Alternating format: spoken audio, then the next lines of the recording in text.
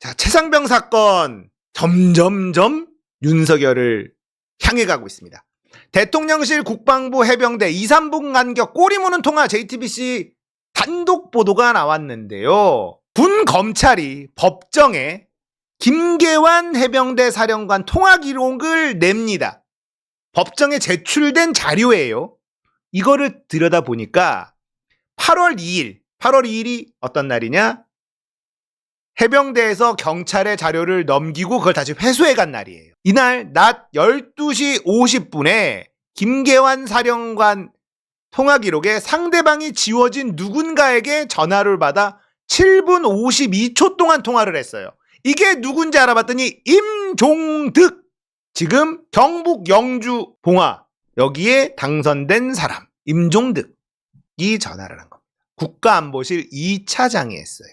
대통령실에서 전화를 받자마자 2분여 만에 김계환 사령관은 임성근 사단장에게 전화를 합니다. 자, 그러니까 임종득한테 김계환 사령관에게 전화가 와요. 임종득이 김계환한테 전화를 합니다. 그리고 김계환이 임성근 사단장한테 전화를 해요. 이 사건은 이 임성근 사단장 살려주려고 난리가 난 사건입니다. 자, 김계환 사령관이 이 최상병 순직 사건 수사 결과를 이종섭 국방부 장관에게 보고한 7월 30일 이후 임성근 사단장하고 통화한 게 이때가 처음이라는 거예요.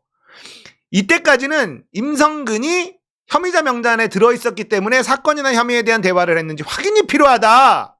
왜? 김계환은 왜 임종득하고 전화 통화를 한 다음에 임성근 사단장한테 김계환 사령관은 왜 전화를 했느냐? 무슨 얘기했느냐? 이걸 밝혀내야 된다는 거죠. 임성근 사단장하고 통화한 지 3분 만에 김계환 사령관이 유재은 국방부 법무관리관에게 전화를 합니다. 핵심 인물이에요, 유재은. 이렇게 2, 3분 사이로 대통령실, 해병대, 국방부 사이에 숨가쁜 통화가 이어졌다. 자, 그런 다음에 이시원 등장하죠. 간첩 조작한 이시원이 또 등장합니다. 공직기강 비서관이 국방부로 전화한 정황이 나왔고, 국방부는 해병대와 이날 적어도 4차례 통화를 했어요. 그 중심에 있는 게 유재은 법무관리관. 임종득한테 전화해서 물어보니까 수사 진행되고 있으니 기다려보자. 그리고 임성근 사단장은 군인 신분이라 답하기 어렵다. 이렇게 됐다는 겁니다. 12시 50분에 임종득이 김계환 사령관한테 전화를 해요. 대통령실, 국가안보실에서 전화를 합니다. 김계환 사령관은 임성근 사단장한테 전화를 합니다. 그리고 이 사령관은 유재은 국방부 법무관리관, 대통령실에서 해병대로 전화하고, 해병대가 사단장하고 전화하고, 해병대가 국방부랑 전화하고, 그리고 이시원이 유재은한테 전화한 흔적도 나왔다. 대통령실이 개입이 돼 있어요. 그리고 이시원의 등장이 굉장히 중요하다라는 얘기를 하는데, 이시원이 왜 이 사건에서 중요하냐면, 이 박정훈 대령을 구속을 하잖아요. 구속영장을 치잖아요. 그리고 항명수계, 말도 안 되는 걸로 막 엮어서 구속영장을 치지 않습니까? 이게 그동안에 군 검찰이 하던 게 아니라는 얘기가 계속 돌았단 말이에요. 그리고 박정훈 대령 측의 변호인도 이거 딴 데서 뭐 좀 해본 놈들의 솜씨다라는 겁니다. 이시원이 사건을 조작하고 간첩으로 조작하고 이런 거를 하는데 능한 인물 아닙니까? 그래서 박정훈이라는 대령이 말을 안 들어 경로했어. 윤석열이 경로했다라는 얘기까지 나왔잖아요. 그래서 박정훈을 담그는 시나리오를 이시원이 짠 거 아니냐라는 얘기가 나오고 있는 겁니다. 그래서 이시원의 등장은 진짜 중요하다라는 얘기가 나오는 거예요. 그러니까 검사놈들이요, 조작질만 하다 보니까 엉뚱한 데로 막 들어가서 자기들 실력 발휘한답시고 온갖 나쁜 짓들을 하고 있는 거예요. 이시원이 여기서 등장하는 건 박정훈, 말을 안 들은 박정훈 대령을 야, 쟤 좀 담궈봐라 좀. 야, 저거 좀 없애봐. 알겠습니다. 예전에 썼던 특기를 발휘해 보겠습니다. 한 거 아니냐라는 거예요. 그래서 박정훈 대령한테 항명수계라는 말도 안 되는 제목을 씌우고 이런저런 걸 갖다 붙여서 구속영장을 치는, 여기까지 간 게 이시원이 깊숙하게 관여되어 있는 거 아니냐. 그래서 단순히 이시원의 등장이 대통령실이 관여했다, 이걸 넘어서 이시원이 전체적으로 이 박정훈 대령을 괴롭히는 이 시나리오를 전체적으로 다 짠 그런 사람 아니냐.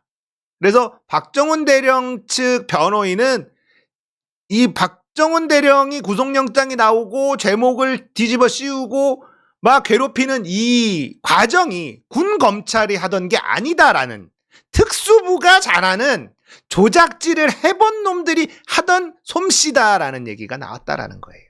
그래서 이시원에 대한 것도 단순히 대통령실의 개입, 이게 아니라 박정훈 대령을 없는 죄를 뒤집어 씌우는 이 조작검사들의 그냥 특기가 나온, 거기에 이시원이 가담한 거 아니냐, 이시원이 시나리오를 쫙 써준 거 아니냐라는 것까지도 우리가 들여다봐야 된다는 얘기가 있어요.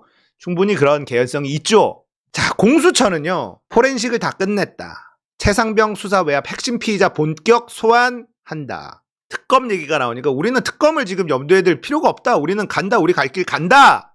자, 그리고 언론에다가 이런저런 것들이 조금씩 나오는 게 지금 공수처 열받았다, 저는 이런 생각이 들거든요. 최상병 사건의 수사 상황, 이런 것들이 스물스물 나와요, 언론으로. 이거 공수처가 이거 수사하다가 열받았다라는 느낌을 좀 받는단 말이에요. 이거 공수처 입장에서는 사활을 걸고 이거 밝혀낸다, 이거 의지가 좀 보이는 건 아닌가라는 생각도 듭니다. 유재현도 부르고 임종득도 부르고 뭐 다 불러야지. 누구누구서 이종섭도 부르고 누구누구 부르는지 좀 지켜보겠습니다. 다 부를 기세예요 지금. 그리고 최상병 부대 대대장이 사단장을 직격합니다. 독단 행동하는 대대장은 없다. 자, 임성근 사단장이라는 인간이 나는 물에 들어가라고 지시한 적이 없다, 이렇게 발뺌을 하고 있는데 최상병 부대의 대대장이 말 같지도 않은 소리, 독단 행동, 지시 없이 독단 행동하는 대대장이 없다, 군대 내에선. 자, 이런 것도 사실 이번에 총선에 크게 이겼기 때문에 이런 양심 고백들이 언론으로 막 나오는 거다라고 생각을 합니다. 총선을 이긴 효능감이 이런 데서 좀 보여요. 자, 최상병 사건은요, 결국은 윤석열을 향해 갈 겁니다. 자, 이시원 공직기관 비서관, 임종득 국가안보실 뭐 차장, 이런 사람들이 임성근을 처분해야 된다 라는 결과 보고서 하나에 지금 막 난리를 친다? 왜? 임종득이 뭐길래? 진짜 납득이 안 되죠. 임종득 하나 살리려고 본인의 대통령직을 걸었어. 이해가 안 되죠. 이건 그냥 윤석열이 검사 시절 어떻게 살아왔는지를 보여주는 사건이다라고 봅니다. 자기가 기소하고 자기가 벌을 주고 이게 늘 자기 마음대로 했었단 말이에요. 뺄 놈 빼고 넣을 놈 넣고. 근데 임종득은 나한테 충성을 다하는 애란 말이야. 근데 왜 임종득을 여기다 넣었어? 이거 빼. 근데 박정훈이 말을 안 들었어. 경로하지. 검사 시절에는 밑에 검사한테 이거 빼 그러면 뺐거든. 근데 말을 안 듣는 놈이 등장하니까 이런 미친, 상상할 수 없는 일이 벌어진 거예요. 검사 중앙지검장 하거나 검찰총장 하거나 그럴 때는 있을 수 없는 일이었지. 근데 임성근이라는 사단장이 뭐길래 대통령직을 걸지? 납득이 안 돼.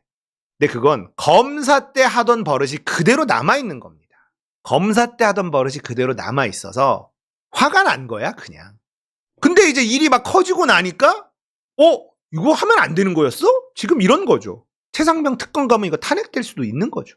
이건 그냥 검사 때 몸에 배어있는, 자기 마음대로 기소할 때 자기 마음대로 고르고 빼고 넣고 하던, 그게 죄책감 없이 너무나 일상적으로 하고 있었던 거기 때문에 이런 대형 사고를 친 겁니다.